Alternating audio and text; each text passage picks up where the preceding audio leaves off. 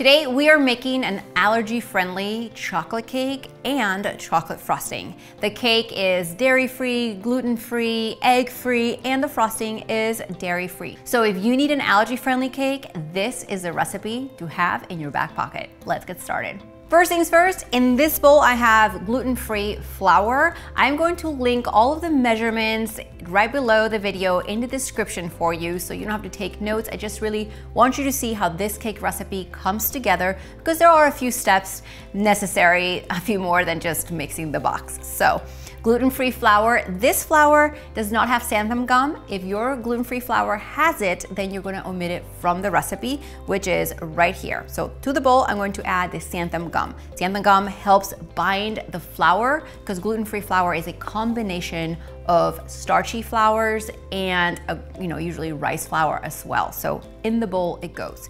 We also have granulated sugar. So I'm gonna mix it in our bowl, because what's cake without a little sugar, you know? Our active ingredient that's gonna help the cake rise is baking soda. Had to think about that for a second. And a little bit of salt, and also cocoa powder. This is unsweetened cocoa powder because we are making a chocolate cake. So you just wanna combine your gluten-free flour with the chocolate and all the ingredients. Make sure you grab a bigger bowl than me, but no big deal. Now I'm gonna make this right here without a mixer or anything, but if you have a hand mixer, you can also do that with the wet ingredients. All right, so our flour is ready. So in this large bowl, I'm going to combine my dairy-free milk. Now I'm using chocolate milk to help add this chocolate cake that depth of flavor. So again, this is dairy-free chocolate milk. To the milk, I'm going to add our vegetable oil. Now, if you don't need your recipe to be dairy-free, you could have regular chocolate milk and butter. But I'm going to make it across the board, and all the substitutions are gonna be in the link below the video so you can read all about it and how to make yours perfect every single time. And then let's give these a whisk just to combine these two for a second. I'm gonna add some apple cider vinegar. The apple cider vinegar combined with the baking soda is going to help this cake rise. So that's why we put it with the wet ingredients. What would cake be without a little vanilla extract? Now what we're going to do is add our dry ingredients into our wet ingredients, and I'm just gonna take one big measuring scoop at a time so I can incorporate it a little bit at a time. Now as you can see, this is looking like a perfect chocolate batter. It really has that same thick consistency, and you want to just mix it until all your ingredients in your bowl are combined. You don't want to keep mixing because then it'll be like very dense after you bake it. So trust me when I tell you that you want to mix it until just combined. Check it out, runny, but it is thick like that. Perfect. Today I'm baking this cake as a 2-layer cake, so I'm using round 9-inch pans, and I have sprayed these with baking spray. You could also grease them, but you definitely want to do that so it'll be easier to release. And I'm just going to pour half of the batter on each pan. Now I've had this recipe on MOMables.com for a long time, and I know it can be really intimidating when you are trying to find an allergy-friendly recipe, you know, because maybe you have guests that need this, are coming over and you want to serve a cake that everybody can enjoy, or maybe you have a child or yourself, a friend, and it needs this type of cake, and the ingredients are often overwhelming. So I just want to show you how easy it is. If you can mix cake ingredients, you can definitely make this cake. All we have to do is put these in our preheated oven for 25 to 30 minutes for this shape pan until a toothpick in the middle comes out clean. While these chocolate cakes are cooling down, we are gonna make our chocolate frosting. The frosting is also allergy friendly and it's ready to be frosted right away. It doesn't even need to be refrigerated. So I'm using a stand mixer for this, but you can also use a big bowl and a hand mixer for whipping up your vegetable shortening. While you're whipping up the vegetable shortening, you may wanna take a spatula and scrape the sides just to make sure that all of it is light and airy. To the vegetable shortening, I'm going to add some vanilla, and then the cocoa powder, and then our powdered sugar.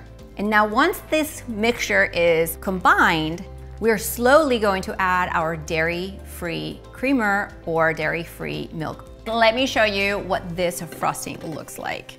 It's thick, check it out, perfectly delicious, sweet, and it's ready to go on your cakes. So one base layer is ready. I'm just gonna place it directly on here.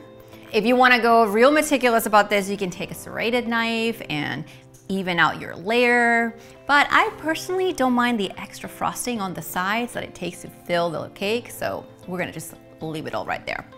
I am, however, gonna take some of our chocolate frosting and put it right in the middle. Now the key to frosting cake without it lifting, all the little crumbly things, is to make sure, one, your cake is fully cooled down to room temperature before you frost it, and then you put a lot of frosting and go in one even direction.